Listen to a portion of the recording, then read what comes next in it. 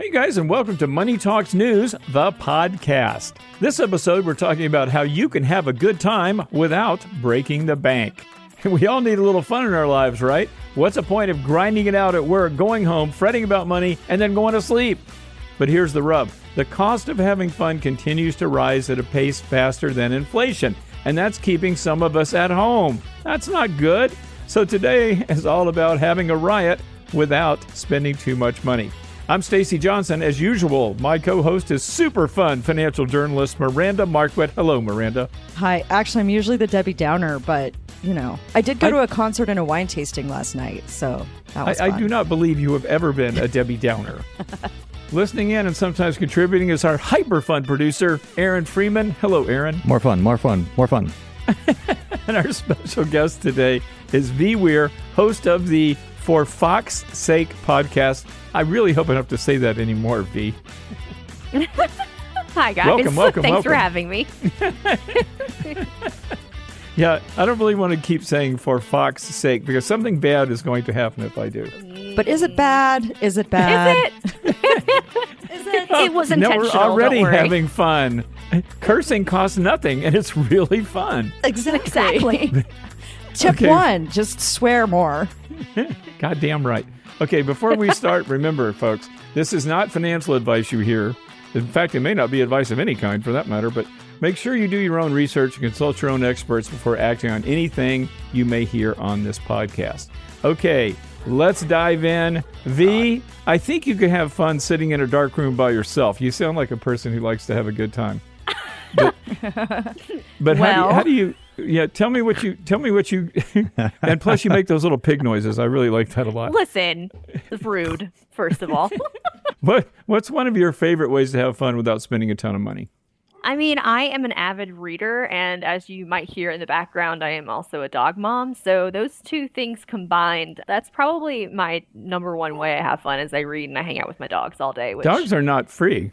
Dogs are expensive. No, they can be. This year, my dogs have been pretty much free, except for the $300 I spent on grooming this month. But most of the time, they're pretty cost effective, amortized over a year. I'm glad you think that that's hilarious. But actually, all BS aside, we had a big lab, and unfortunately, she's passed on over the rainbow.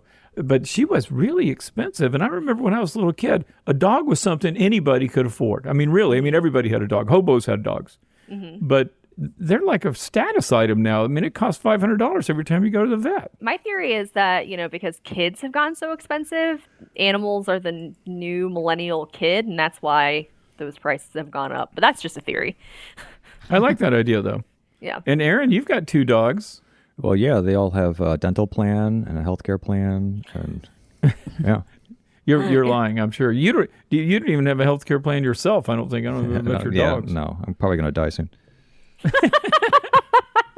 Yeah, and mean, here's Stacey, our you're guest not laughing providing her ass Aaron off with a because our healthcare producer's plan? going to die. You're not providing Aaron with a healthcare plan? Us 1099ers don't rate healthcare plans in this country. I can see V is easily amused. She didn't need to spend money. We just thought our producer's dying and she bursts into laughter. Oh yeah, exactly. I'm very macabre in nature, so it's fine. This is great. This is what I do for fun, for free. I just talk to people about death. It's great. It sounds awesome. Okay, Miranda, you're up. What do you do for fun that doesn't cost a lot? Yeah, so I live in an area where there's a lot of outdoor opportunities, and so I go hiking a lot. I do a lot of hiking. I do a lot of sitting in natural hot springs. I've got those nearby. All right, cool. We're practically neighbors. We're If we cut out Utah and Wyoming, we're practically neighbors. Who needs those? Ugh. Gross. Gross. Yellowstone? No thanks. I mean, there's a little bit of, this is another fun fact about having fun where we're talking about death. So Idaho has that little bit of Yellowstone National Park that's considered the murder zone. So that's also a fun thing you can do. Wait, First of all, let's back up a step. I do want to. I wonder what you're talking about, but before that, I want to say, you were saying as we were talking about fun and death, we were not actually combining those at all. You just made that up. This is about having fun, not death. Yes. To be clear, I have a very dark sense of humor. So, yeah. We do not separate the two. advocate. I do not advocate taking anybody to the Yellowstone murder zone in Idaho. I do not advocate that. Okay, so what is it, though? Now that you've mentioned it, what is it?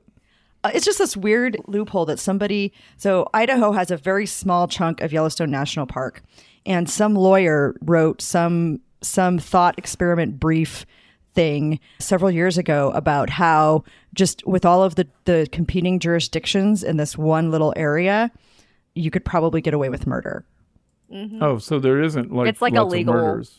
Yeah, You it's like could a get legal murdered. it's like a legal thought experiment. It's kind of yeah. Well, I live near the Bermuda Triangle, so I can make people disappear. Well, you better be careful.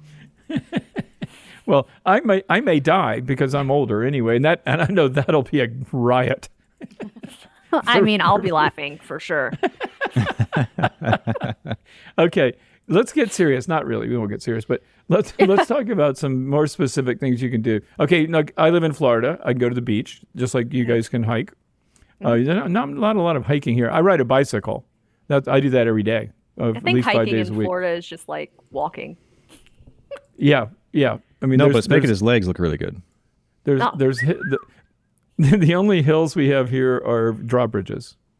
But nonetheless, though, I ride. In fact, I just rode 15 miles not an hour before we got on this podcast. Oh, wow. So this is a great place for riding bikes. Now, that's not free because my bike is expensive because I use it a lot and I drive long distances on it. But biking is relatively inexpensive to do. Going to the beach is free. What other kinds of stuff can we do that don't cost a lot of money? Actually, is the first step in all this, you guys, for real now, is the first step figuring out what you think's fun? Yeah, I mean, I would definitely say, you can't have fun unless what you're doing is fun to you. Someone's painting isn't, another person's idea of fun. Like I can only do like stick figures, so that would not be fun for me. But, definitely figure out what you like to do, and that could take some exploration and maybe some money to figure out if a hobby you like to do is worth your time and more investment. So like I started soap making probably 3 years ago, and I think the initial investment was like $100 to get a soap making kit, and I found out that I adored it. I just had so much fun with it. It got me in the zone and away from, electronics, which is what I really wanted at the time.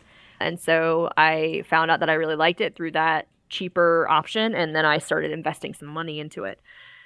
After a while, once you get a bulk of the supplies that you need to soap make, the only things you need after that are like the raw goods. And after that, it's pretty cheap to do. Yeah, figuring out what you want, maybe investing a tiny amount of money into it, and then being like, oh, I like this, and continuing to do it and investing further into the future. Yeah, I listened to your podcast the other day, and you mentioned the making soap, and I thought to myself, well, what an odd girl. I've never heard of that before. So I am odd. Thank you. But super I wear clean. that as about Yeah, super very clean. clean. So- Height on point. what's going on with making soap? I mean, I don't know a thing about it. Can we just take a real quick sidebar here and tell me how do you go about making soap? Yeah, sure. So there are two processes to make soap. There's cold process and hot process. And when I lived in Ohio with my husband, we helped his mother run a farm, and they had goats, and we used goat milk in our hot process soap. And that's kind of where I got started making soap. But then I kind of pivoted to cold process, which is basically combining water, oil, and lye into soap. And in this way, you can do really cool designs. You can add mica coloring. You can add a bunch of different scents. Some can be more organic, or some can be, man-made. And the process is pretty easy. You just heat it up to the correct temperatures and combine it and layer it. And I found this chick, she's on YouTube, Royalty Soaps, and she kind of goes over the entire process, and she's built a huge soap empire. And I just followed her steps, and I really fell in love with it. It's pretty easy to do. And she sells a little bundle you can get to try it out, and she has a bunch of free videos, free recipes, everything's there.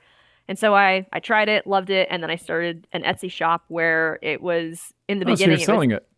Yeah, I'm like a professional soap maker, I guess. So I have an Etsy shop, and I do drops throughout the year when I feel like it. They always sell out, and usually it's my soap designs that are around national parks and nature and things like That's that. really cool. I'm going to have to go to your Etsy page, and I was going to ask you for free soap, and now I guess I'm going to have to go and pay for it. But I mean, I can give you free. I have so much soap in this house, y'all. Our house is under 1,000 square feet, and at least 200 bars of soap are scattered.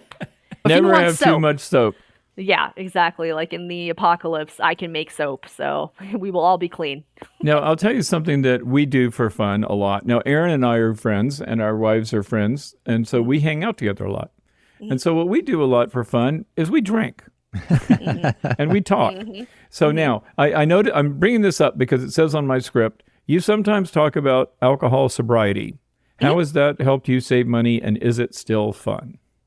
Yeah, I mean, that could be a whole different episode. But yeah, I am 6 months sober as of yesterday. I actually got a tattoo yesterday to mark the milestone for myself. So nice. Yay me. Congrats. But yeah, life is still fun without alcohol. And I am what you call Cali sober. So I'm in Colorado, so it's legal here. Thank you very much. I still imbibe in my marijuana on occasion. But yeah, life is a lot more fun for me because I describe myself as an addict. So being under the influence of alcohol is not great for me. It was fun for a while until it really wasn't. But out here, and I think generally nationwide, there is a movement towards more alcohol conscious consumption or alcohol free conscious consumption. And mocktails and NA beer, NA wine, those are options, and life is still fun. Like I'm not a person that's, you have to be sober around me. My husband drinks, my friends drink. As long as I have my little fancy drink, I really don't care what you're doing. And I still have a really good time. So, and then that obviously saves money because alcohol isn't super cheap. No, it's not. And we were spending a lot of money on it, especially because my husband previously worked at a brewery in town. So we were spending a lot of time, around drinking and how to get drunk and how to drink and money. Actually, there's an app that I use to kind of just track my sobriety, and I don't go in it every day or anything. It's just kind of like when milestones happen, it sends me a notification. I'm like, oh, yay, great, good, go me. I agree with that. When I was young, I did not like alcohol at all. I didn't like beer, I didn't like anything. And then over time, the whole craft beer thing came around, and I started really loving all of them. And I particularly went from not liking beer to loving dark beer. Yeah. And obviously we're social a lot, and we started drinking quite a bit. And I noticed it seemed like it wasn't so much about drinking the alcohol, it was needing something in my hand while I was in a social setting. That's true. And so, yeah, in the past, 3 weeks or so, I've actually made a commitment to not drink so much and just put like a water in my hand rather than a beer. You've never been a big drinker, though. More than I ever used to be. Now, me, I'm a big drinker. Yeah. And I'm on a diet, so I'm trying not to drink as much beer now. Because I have a beer belly that's an actual belly made from beer. Yeah. No, I completely understand. And hold on, I'm going to go back to my app. It's called I Am Sober. But anyway, it tracks money as well. And over the last 6 months, I have saved, according to the tracker, over $1,000. So whoa, that's awesome. Wow. Yeah. And I mean, that pretty much tracks for the amount of money Americans spend per year. And of course, that's like average. And I was not average. I was an addict, so I was spending way more money. But $583 per year is the average. And I think that's probably higher in most cases for most people that I know, especially with the craft beer explosion, like you were saying. It just has become such an entrenched part of our culture. But yeah, going back to your beer belly, I was also diagnosed with a hormone disorder in December, and the bloating that I was experiencing from the alcohol was just so intense. And I just remember feeling honestly like shit every time I would drink and be like, oh my God, I just feel like I'm dragging. My body was just over it. And so I'm so glad that I stopped drinking, just because I just feel better, like with my weight and my energy, and just my body feels better. Yes. Now we're making Miranda feel guilty. So no, you're not. I'm fine. So I do drink. I'm a wine girly. But one of the things I like to do is we have a $10 wine tasting at the bar. Lovely. And so every Wednesday. So it's a fun kind of thing for me to do to get some wine, try some new wines, see some friends. There's live music, and it's $10, and you get 5 glasses of wine for $10. and it's great. And so for me, I think that's a good way to save money. And then I do play trivia, and it is at the same bar that I like to do the wine tasting at. But what we do is, me and another friend, we just get a bottle instead of buying our wine by the glass. We get a bottle, and once again, I live in Idaho, and so things are just cheaper here than a lot of other places. And so we can get a pretty decent bottle of wine at this bar for about $25. So we split the cost of it, and it's a pretty cheap night out. You have some fun. We split the cost of a cheese tray, and that's dinner, and it's pretty good. So I come away with, spending like $10 if I go to the wine tasting, which I don't do every week, but if I go to the wine tasting and then I do the trivia night, if I do both of those things, and since I split costs on the bottle of wine and the cheese tray, it comes out to being about $20 for the bottle of wine plus tea tray on my end, $30. $30 a week for fun. That's pretty cheap. Yeah. Nowadays, Yeah, and by the way, you guys, this podcast is not called How to Get Trashed for Less. Okay, it's how to have fun without breaking the bank. Other fun things we can do. So listen, we're gonna start like a fire hose, throwing out ideas of how you can have more fun for less money. But before we start, if you like what we do, do something for us. Share this show with your friends and family on your favorite social platforms and subscribe to our podcast. It takes you 2 seconds, really helps us, and it's fun and it's free. Okay, so I've written about having fun for less money many, many times. I've been doing this for 40 years almost. So here's some of the things that I've suggested in the past. This is coming up off the top of my head. I've gone to high school football games, and I don't have kids. But the reason I do that is because the outcome is less certain because the people are less talented. The hot dogs are free, the parking is close, and it's right up the street from me. I hate going to professional sports. Hate them because it's such a hassle to get in, to get out, and the beer's $15. I mean, it's just stupid. So I like amateur sports. Do you guys ever do that? I haven't, but that's a really great idea. And I think it's a really cool way to show up for your community, too. I mean, they want people in the seats in the stands to cheer on their, amateur sports. So I that's a great idea. And the city puts on all kinds of stuff, too. If you're near a university, you can often see really good plays, any number of things, bands, any number of things, very inexpensively. So that's something else. I can't say I've done that recently, but I've done it. And I think if you want to do it now, Facebook, your local Facebook page, like your city Facebook page, will always post events like that, and definitely follow like your community colleges and your universities. They'll usually post events as well. And I found that in my town, we actually have what they call the summer concert series. Oh, we have one too. I love those. They have that here too. It's out by the river, and they've got this nice little stage, and you can just go out and have this summer concert series and sit on the grass, listen to local musicians, and it's free and it's great. Yeah, they probably must have that everywhere because they have it here in Fort Lauderdale too. What about you, Aaron? One of my favorite things. What ideas do you have, Aaron? Well, we wash clothes, and then we have a clothes folding contest, and then whoever wins has to clean the bathroom. You mean? I feel bad for Sonia. It's fine. No, not to go back to the drinking thing, but one of the things we do is down here, there's a huge explosion in local bands, and that's 100% free as long as you can keep your restaurant spending down. You go to in a lot of these places are dive bars and things like that, so going there doesn't really cost that much. I mean, I know this is like a no spend, but at least you get to listen to music that you like. We listen to a lot of rock and roll and stuff like that, and there's tons of bands down here to listen to, and there's a variety, so it's kind of fun for us. Yeah, you do that a lot. You do it every Friday, pretty much Every Friday and Saturday. Yeah. But now let's talk about. By the way, it's just not to be no spend; it's just low spend. And when you go out to eat, for example, this is something I've written about a ton too. My wife and I often split an entree. We might have an appetizer at home, but we'll split an entree at the restaurant. In other words, the point is to be able to lower your spend without sacrificing your quality of life. And if what you enjoy is going out to eat, there are ways you can do it for less. One is not buying alcohol, of course, because that's horrifically expensive. But you can also have you can have an appetizer and split an entree. You can Or, have an you know, appetizer at like home. Go ahead. happy hours, they have really cheap food. Definitely skip the alcohol if you want to keep costs low and just get, water. I am not a split the insert whatever food because I will eat my own food. Thank you very much. But I think happy hours and discounted foods, and I think like Groupon sometimes has discounts on local foods. And I don't know about y'all. I actually don't even know if this is a thing anymore. But they used to sell in high school these coupon books for local restaurants. Picking up one of those, and there are tons of ways to save money in there if that's what you want to do. You know what, you guys, in doing a little research for this podcast today, I was going back through one of my old stories that I'd written years ago, and restaurant.com was in it. Have you ever heard of that? It's still there.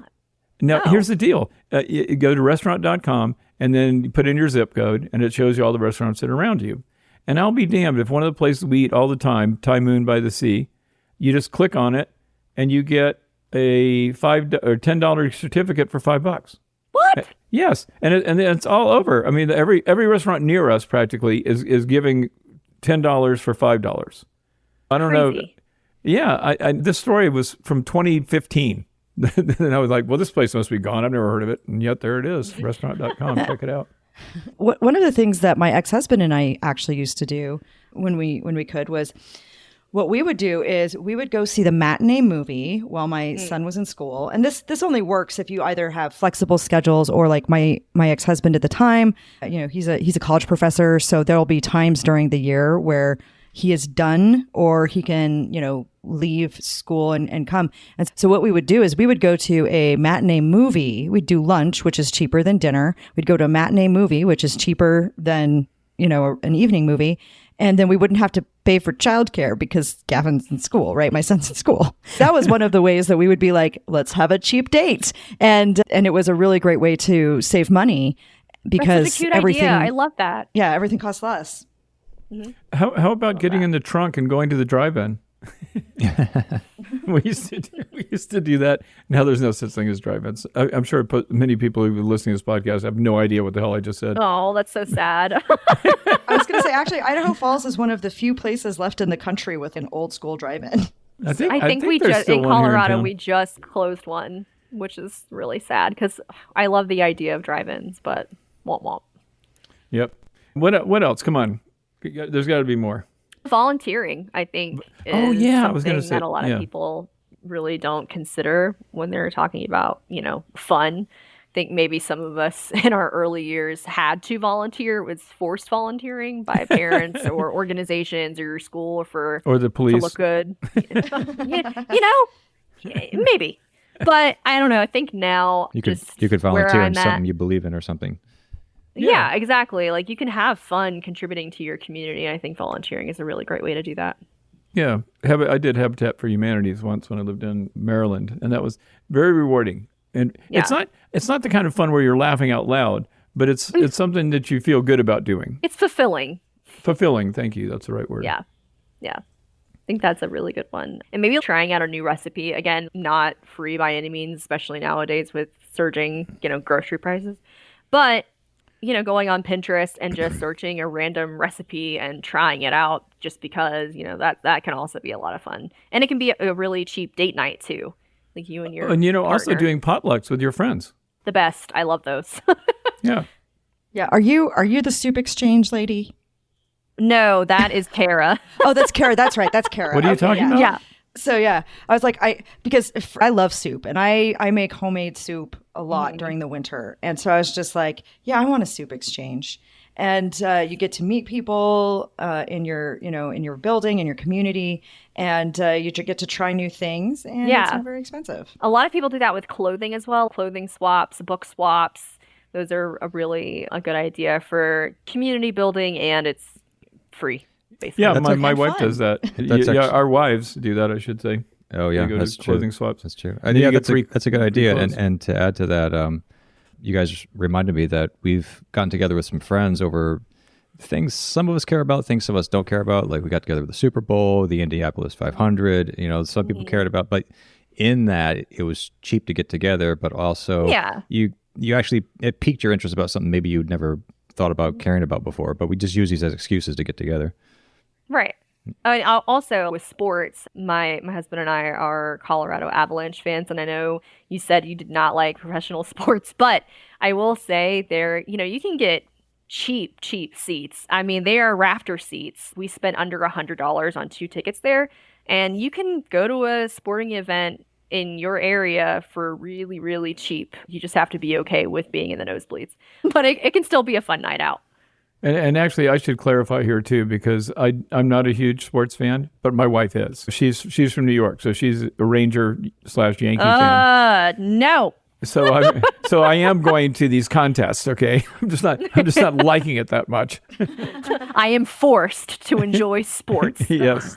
But you know what really helps? Circling back, what really helps with doing something you don't really like to do? Alcohol. Alcohol really helps. Or ice cream. That's my go-to. Or ice cream. It makes anything better. Yes. Okay, Yeah. we're running a little short on time, and we're missing the obvious one. Sex. You guys discuss. I mean, listen. I mean, unless you're Gray Ace and then you don't really care, it's fine. That's a whole nother podcast. I'll make people sorry they dropped off our podcast at 28 minutes. If they dropped at sex, man, don't listen to my podcast. Yeah, I mean, sex, masturbation, all that good stuff. Have a blast, literally. It's an individual event and it's a group event. It can be, for sure. I'm glad I had you on our last podcast, V. So one more thing that I did want to bring up that has nothing to do with sex is... Damn it. Yeah. I am like the no fun zone. My orientation is just the no fun zone there. But anyway, one of the things that I have done with friends and that I recently did, there was this thing called the Fire and Ice Festival in a town about an hour away from where I live, an hour and a half or so away from where I live. And they have a hot springs and they have all these fun free community events you can do. If you want, you could come do a sound bath, and they had a little fire dancer thing. And so it was kind of fun. And what we did was a group of us just got together. We got an Airbnb. We all pitched in. We all brought something for food to eat so that we wouldn't have to spend a lot of money. We went down the day before they jacked up the prices for the drinks. They were... because the day of the actual festival, they just every bar just doubles the cost of their drinks. But anyway, we went down and yes, exactly, yes, surge pricing. Wendy's, no, and yeah. So what we did was we all chipped in together, and the price for all of us to go ended up being about $100 for 3 days. No. And we brought board games. That's another thing I do for fun. That's low cost, is game night, where we brought you're right. That is fun. Board games. And so we brought board games, brought games some of us hadn't played before, and just really had a great time that we did 3 days that cost us all less than $100. That sounds incredible. Oh it my does. gosh. How much was the Airbnb? How could the Airbnb be that cheap? Oh, but because we all chip in, right? So you get this Airbnb, and there's 8 of us that are going, and the Airbnb for 3 days costs a little bit. Costs about $700. Wait, you have 8 friends? Wow.